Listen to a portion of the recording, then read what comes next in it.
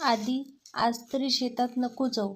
तुला आठवण आहे ना, आज आपल्याला तुझ्यासाठी मुलगी बघायला जायचं आहे. आई, मी सांगितलं तुला, मला आता लग्न करायचे नाही.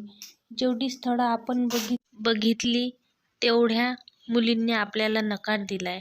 कारण मी शेतकरी आहे. आता मला लग्न करायचे पण नाही आणि मुलगी बघायला पण जाणार नाही. तुला एकदा सांगून ठेवतो. एवढं बोलून आदिराज शेतात निघून गेला. घरी जानकीबाईंना खूप टेन्शन आलं.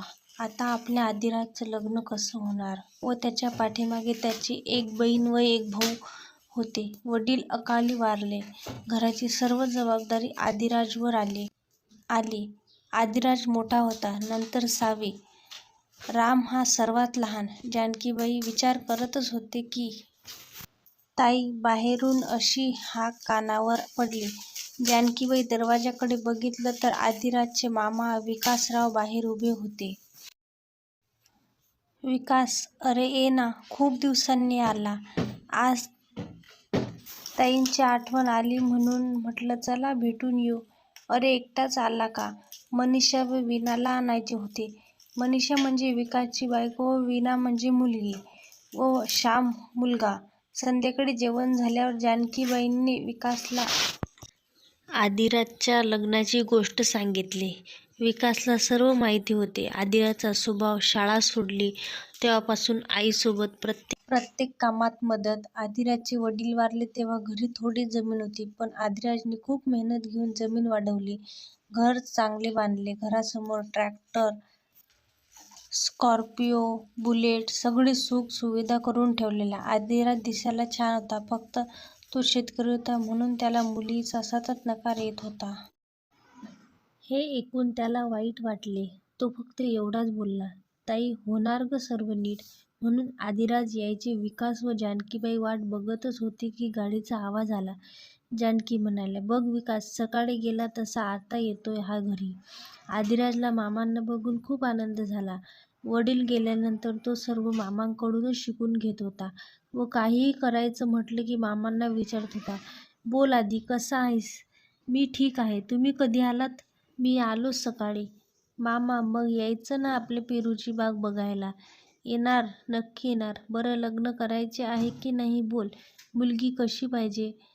मग मामा, तुम्हाला तर माहिती आहे सर्व, तरी विचारता. मला फक्त माझी आई व बहीण भाऊ यांना सांभाळून घेणारी पाहिजे.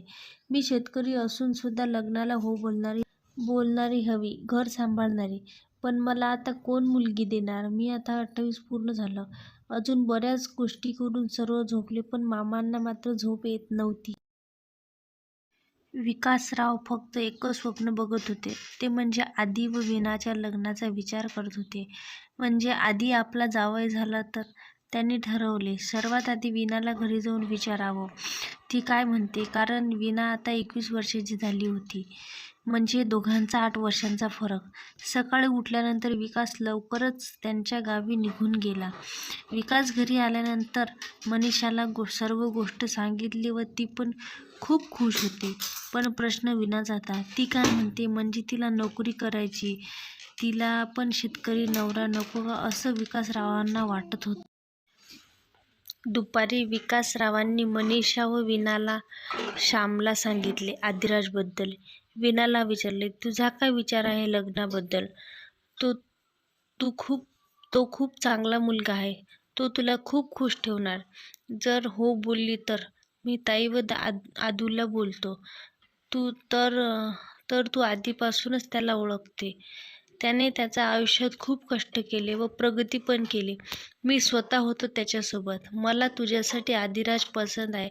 फक्त तुझा काय जबरदस्ती करायची नाही आहे मला.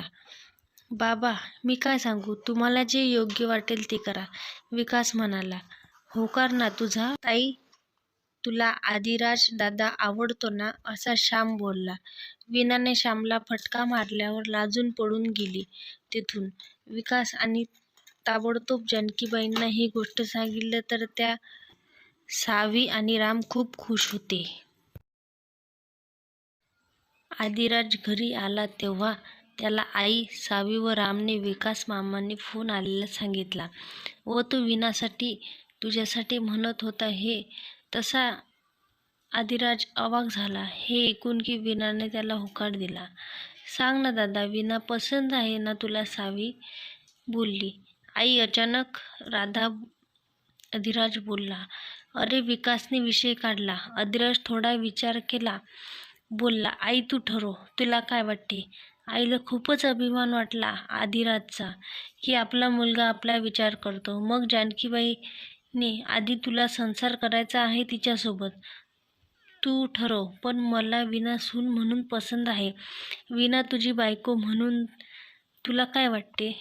तेथेच बसलेले राम, सावी कधी आईकडे तर कधी अधिराजकडे बघत होते. शेवटी राम बोलला. बोल ना दादा, आवडली का वीणा दीदी? अधिराज बोलला. आई, मला वीणा पसंत आहे लग्नासाठी.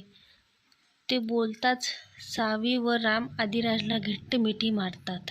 तर मग या स्टोरीचा पुढचा भाग उद्या बघूया.